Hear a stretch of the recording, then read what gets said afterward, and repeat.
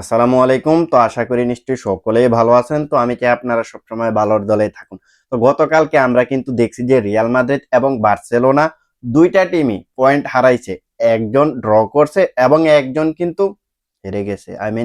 আমরা যারা Real Madrid আছি আমরা ম্যাচটা অলরেডি হেরে গেছি। আমরা যেইখানে ভ্যালেন্সিয়ার এগেইনস্টে নিজেদের ঘরের মাঠে সান্তিয়াগো বার্নাবিউতে লাস্ট মিনিটে এসে এক্সট্রা টাইম ৬ মিনিট দিছে, যদিও টোটালি ৮ মিনিট গেছে, এক্সট্রা টাইম ৬ মিনিট দিছে। ওই এক্সট্রা টাইমের ৬ মিনিটের মাথায় আমরা গোল কনসিড করে সম্পূর্ণ ৩টা পয়েন্ট হারাইছি। যদিও আমাদের সুযোগ ছিল যে একটা পয়েন্ট অন্তত ক্লেম করা, সেই জায়গায় আমরা ৩টা পয়েন্ট হারিয়ে ফেলেছি। সো যাই হোক, তো পরবর্তীতে আমরা দেখছি কি এই ম্যাচটার পরে বার্সেলোনা খেলতে নেমেছিল রিয়াল বেতিসের এগেনস্টে, যে রিয়াল বেতিস আমাদের পিছন দিয়া ধাপ্পা মারিয়া দিয়েছিল।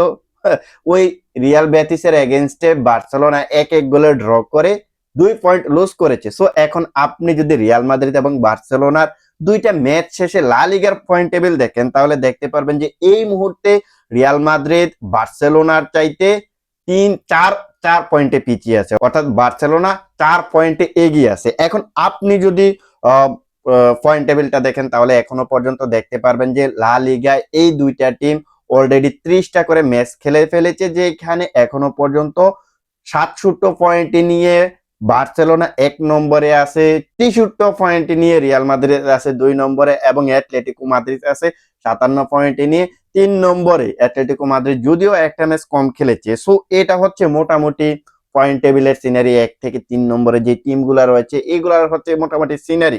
দেখুন, গতকালকে কিন্তু আমরা দেখছি যে রিয়াল মাদ্রিদ লাস্ট মিনিটে এসে গোল কনসিড করে ম্যাচটা হেরে গিয়েছে। তারা যদি ওই ম্যাচটা যদি না হারতো, যদি ড্র করতো, তাহলে আপনি দেখতে পারতেন যে বার্সেলোনা এবং রিয়াল মাদ্রিদের মধ্যে মাত্র ৩ পয়েন্টের ব্যবধান। বাট মাঠের খেলায় যদি আপনি দুইটা টিমের টেকনিক এবং দুইটা টিমের যদি গেম প্ল্যানটা দেখেন, তাহলে টোটালি ডিফারেন্স। আপনি রিয়াল মাদ্রিদকে বার্সেলোনার সঙ্গে কম্পেয়ার করতে পারবেন না। রিয়াল মাদ্রিদের ডিফেন্স আর বার্সেলোনার ডিফেন্সের মধ্যে মানে মানে আকাশ পাতাল পার্থক্য আপনি দেখতে পারবেন। যেখানে আপনি গত ম্যাচটাতে দেখছেন ভাই, কোথায় কোথায় রাইট ব্যাক, কোথায় লেফট ব্যাক রিয়াল মাদ্রিদের, যেখানে ভ্যালেন্সিয়া একের পর এক অ্যাটাক করতেছে, লাস্টের দিকে এসে কাউন্টার অ্যাটাক, সেইখানে আমাদের রাইট ব্যাক লেফট ব্যাক কেউই নাই, সবাই ছান্দে যেয়ে বসে রয়েছে, উইং ব্যাক হয়ে গেছে। সো যার কারণে এই জায়গায় আমরা গত ম্যাচটা হেরে গেছি। আর অপর দিকে আপনি যদি বার্সেলোনার দিকে তাকান, তাহলে দেখতে পারবেন যে এদের লেফট ব্যাক এবং রাইট ব্যাক, ইভেন কি সেন্টার ব্যাক, কাউরেই কিন্তু সুযোগ দেয় নাই।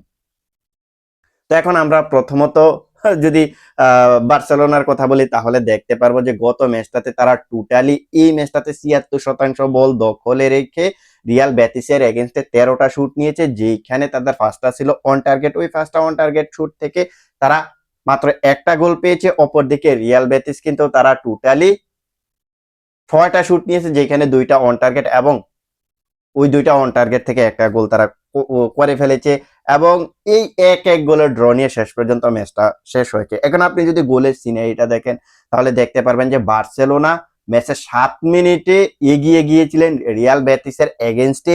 যেই গোলটা এসেছে ভাই, build up, counter attack, build up, fast touch football, এগুলা দেখার পরে আমার কাছে মনে হইতেছে যে তারা যে গোলটা করছে, ফেরান তোরেসের যেই আপনার ফার্স্ট টাচ পাসিং, যেভাবে আপনার ওই জায়গায় গাবিকে খুঁজে নেওয়া, মোটামুটি আপনি বলতে পারেন যে রাইট প্ল্যাঙ্ক বলতে আপনার অপোনেন্টের যে ডি বক্সটা ছিল, ওই ডি বক্সের রাইট সাইডে যেভাবে ভাই গাবিকে খুঁজে নিয়েছেন আর গাবি যেভাবে ফিনিশিংটা দিয়েছেন, এগুলা দেখার পরে আমার কাছে মনে হইতেছে যে এই জায়গায় রিয়াল বেতিস রে আবারও চুনা লাগাই দেব। গত ম্যাচটাতে যেভাবে ৫-১ গোলে চুনা লাগাই দিছিল, এই ম্যাচটাতেও সম্ভবত রিয়াল বেতিসকে চুনা লাগাই দেব বার্সেলোনা। বাট সেই জিনিসটা হয় নাই। সেই জিনিসটা কেন হয় নাই? জিনিসটা হয় নাই ওই কারণে, রিয়াল বেতিসের যে ডিফেন্সিভ শিল্ড ছিল ওইটা ভাঙতেই পারে নাই, ধরতে গেলে ভাঙতেই পারে নাই বার্সেলোনা। আমরা কিন্তু পরবর্তীতে দেখছি যে ডিফেন্ডার দিয়ে শেষ পর্যন্ত ম্যাচটা ১-১ গোলে ড্র করে নিয়েছে এই জায়গায় পেলেগ্রিনি, যিনি কিনা রিয়াল বেতিসের কোচ আছে, পর্তুগালের কোচ। সো আমরা দেখছি যে এই গোলটা কনসিড করার পরে বার্সেলোনা যখন তাদের প্রথম গোলটা দিয়ে দিয়েছে, এর ১০ মিনিটের পরেই কিন্তু ১৭ মিনিটের মাথায় রিয়াল বেতিস একটা গোল, এই জায়গায় আপনি দেখতে পারবেন যে তারা একটা গোল দিয়ে ম্যাচটা সমতায় ফিরিয়েছেন। এখন অ্যাসিস্টটা কে করছে? অ্যাসিস্ট করছে জিওভানি লো সেলসো, যিনি কিনা ম্যাচের 7 মিনিটে একটা মিস্টেক করে ফেলেছিলেন। ওই মিস্টেক থেকে বার্সেলোনা গোলটা পেয়েছিলেন এবং এই মিস্টেকটাকে তিনি শুধরে দিয়েছিলেন ম্যাচের 17 মিনিটে, যেখান থেকে পিন পয়েন্ট একুরেট একটা তিনি কর্নার কিক নিয়েছেন। আর ওইখান থেকে সেট পিসে বার্সেলোনা গোলটা কনসিড করছে, যেখানে গোলটা করছে ব্রাজিলিয়ান এক ডিফেন্ডার নাথান, যিনি কিনা নেপোলি থেকে রিয়াল বেটিসে এসেছেন। এসে মোটামুটি এখন মোটামুটি একটু আহামরি ফর্মে না, মোটামুটি ভালো ফর্মে আছে। আপনি বলতে পারেন আহামরি না, মানে চলে আর কি, মোটামুটি ভালো ধরনের একটা ফর্মে আছে। সো এই নাথান কিন্তু লাফিয়ে ওঠে ওই কর্নার কিকটা, তিনি ওই কর্নার কিকের বলটাকে জালে জড়িয়ে তিনি সমতায় ফিরিয়েছিলেন। এখন এই জায়গায় আপনি যদি গোলের সিনারিটার কথা বলি আমি, তাহলে দেখতে পারবেন যে এই জায়গায় রোনাল্ড আরাহো যে কাজটা করছে, এখানে সে একটা মিস্টেক করে ফেলছে। সে নাথানকে কিন্তু ফিজিক্যালি বিট করতে চাইতেছে। তিনি যে এইখানে আপনার ডুয়েলটা উইন হবে ওই দিকে তার একটু খেয়ালটা কম ছিল, বাট নাথানকে তিনি যেহেতু আপনার ফিজিক্যালি বিট করতে চাইছিল, ফিজিক্যালি বিট করতে পারে নাই। বাট এই জায়গায় আপনার রোনাল্ড আরাহোকে বিট করে দিয়ে ওই এরিয়ালে গোলটা করে দিয়েছে নাথান। সো এখন এই জায়গায় যদি রোনাল্ড আরাহো যদি ভাই আপনার ফিজিক্যালি বিট না করে এরিয়াল ডুয়েলটা উইন হওয়ার ট্রাই করতো, তাহলে এই জায়গায় আপনি ধরে নিতে পারতেন যে এই জায়গায় হয়তো বা বার্সেলোনা গোলটা কনসিড করতো না। কেন গোলটা কনসিড করতো না? দেখুন, এই জায়গায় আপনি দুইটা ডিফেন্ডার, একটা হচ্ছে দুইজনই কিন্তু সেন্টার ব্যাক, যে মিস্টেক করছে রোনাল্ড আরাহো সে হচ্ছে সেন্টার ব্যাক, যে আবার গোলটা করেছে সেও কিন্তু অপোনেন্টের সেন্টার ব্যাক নাথান।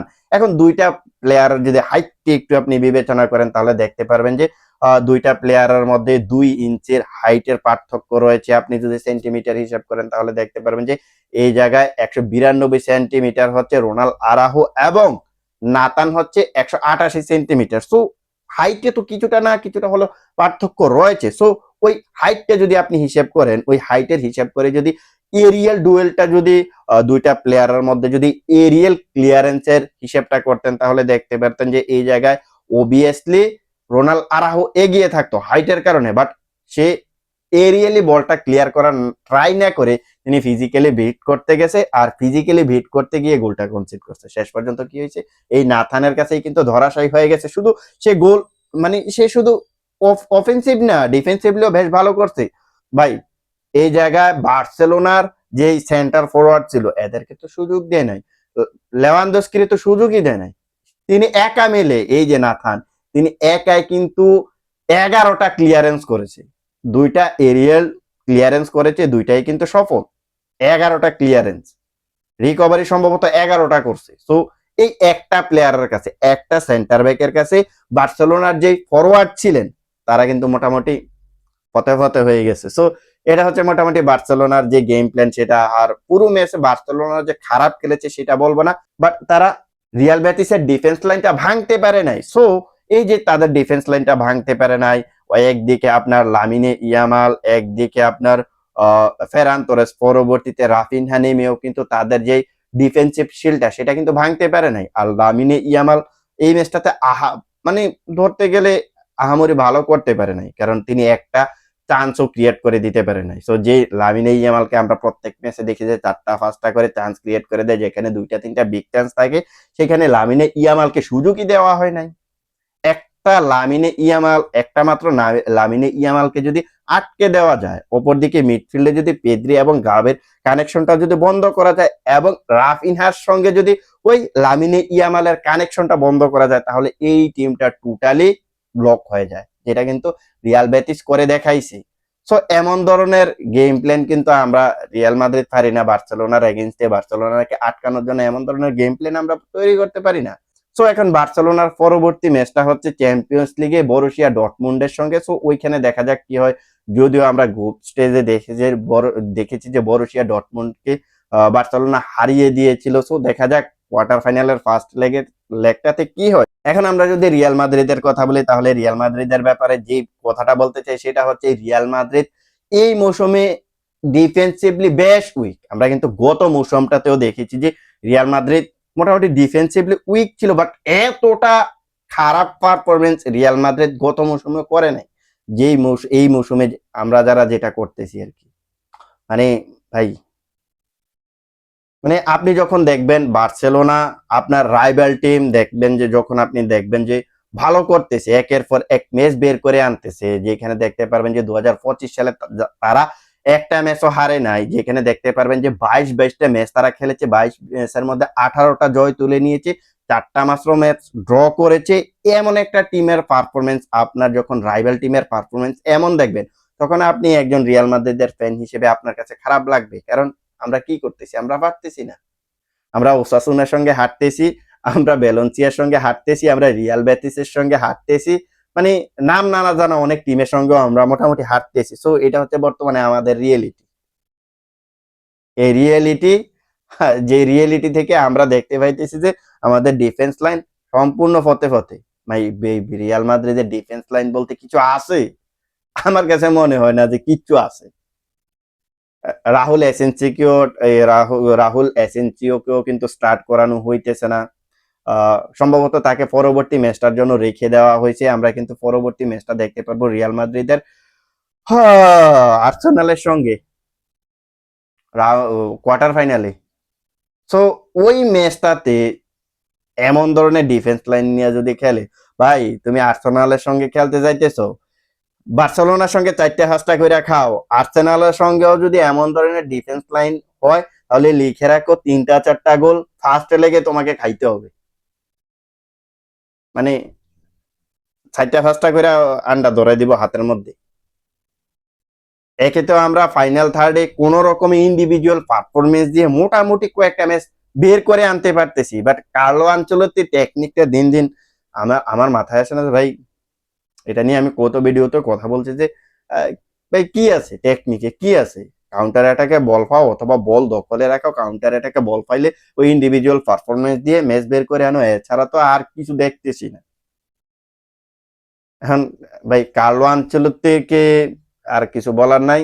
কি আর বলবো ভাই, তার ডিফেন্স লাইনের তো অবস্থা ভালো না। এবারের মৌসুমে আমরা যেটা মনে করেছিলাম যে ট্রান্সফার উইন্ডোতে হয়তোবা 1টা-2টা ডিফেন্ডার সাইন করবে, বাট কিছুই তো সাইন করায় নাই। আর সাইন করে কি করবে? যে পুরাতন প্লেয়ার গুলা আছে, এরা যখন আপনার ইনজুরি থেকে রিকভারি করে মাঠে নামতেছে, এদেরও পারফরমেন্স যা তা। আলাবা সেলুট স্যার, সেলুট। এরপরে আপনার এই জায়গায় কার নাম বলবো? মেন্ডি, মেন্ডি সালাম, মাশাল্লাহ সালাম, মানে কোনো কথা নাই। লুকাস ভাস্কেস, মাশাল্লাহ মাশাল্লাহ, মিয়া মিয়া, মানে এদের মতো ডিফেন্ডারদের নিয়েও আমরা পারতেছি না। ইনজুরি থেকে যারাই ব্যাক করতেছে তারাই ডিসকাস্টিং পারফরমেন্স দিতেছে। একমাত্র আন্টোনিও রুডিগার যদি না থাকতো, আরো যে কতগুলা গোল আমরা খাইতাম। ভাই অ্যান্টোনিও রুডিগার আর তোমাকে কি করে দিবে? লাস্ট ম্যাচটাতে, এই ম্যাচটার আগের ম্যাচটাতে গোল করে তোমার জিতেছে। এবার মানে ওই আপনি দেখেন নাই যে কোপা দেল রে সেমিফাইনালে যেখানে আমরা 4-4 গোলে ড্র করছিলাম, এক ব্রেকেটে আগায় থাকার কারণে আমরা সেমিফাইনাল থেকে ফাইনালে গেছিলাম। দেখেন নাই ওইখানে কি অবস্থা হয়েছে? রুডিগার লাস্টের দিকে এসে গোল করে এই টিমটাকে জিতাই দিছিল। গত ম্যাচটাতে যখন আমরা ভ্যালেন্সিয়ার এগেনস্টে 2-1 গোলে পিছিয়ে আছি, তখন একেবারে শেষের দিকে এসে রুডিগার ভাই অফেন্সিভলি যেভাবে ওয়ার্ক রেট দেখাইছে, তার একটা ফিনিশিংটা ভালো ছিল না। শেষের দিকে একটা বিগ চান্স পেয়েছেন, ফিনিশিংটা যদি ভালো হইতো তাহলে অবশ্যই ম্যাচটা আমরা ড্র করতে পারতাম। বাট প্রত্যেক ম্যাচে তো আর আমাদেরকে এই জায়গায় রুডিগার ম্যাচ বের করে এনে দিবে না। একজন ডিফেন্ডার তো আর আমাদেরকে প্রত্যেক ম্যাচে গোল করে কিংবা অ্যাসিস্ট করে আমাদেরকে ম্যাচ বের করে এনে দিতে পারবে না। আমাদের ইন্ডিভিজুয়াল পারফরমেন্সের সাথে সাথে আমাদের দলীয় পারফরমেন্সটাও লাগবে। দলীয় পারফরমেন্স আমাদের নাই, ডিফেন্স লাইন তো নাই, মানে ফুল ফতে চুনা চুনা। দেখা যাক সর্বশেষ ম্যাচটাতে কি করে আর্সেনালের বিপক্ষে। তো এই ব্যাপারে আপনাদের মতামত কি? আর্সেনাল এবং বরুসিয়া ডর্টমুন্ড, যেই দুইটা টিম রয়েছে বার্সেলোনা এবং রিয়াল মাদ্রিদের, ওই দুইটা টিমকে হারিয়ে ফার্স্ট লেগে জিততে পারবে কিনা, অর্থাৎ বার্সেলোনা বরুসিয়া ডর্টমুন্ডকে ফার্স্ট লেগে হারাইতে পারবে কিনা এবং রিয়াল মাদ্রিদ আর্সেনালকে হারাইতে পারবে কিনা, এই ব্যাপারে আপনাদের মতামতটাকে আপনারা কমেন্ট সেকশনে জানিয়ে দিতে পারেন। তো আজকের ভিডিওটা এখানেই শেষ করবো, দেখা হবে অন্য কোনো এক ভিডিওতে। সে পর্যন্ত ভালো থাকবেন।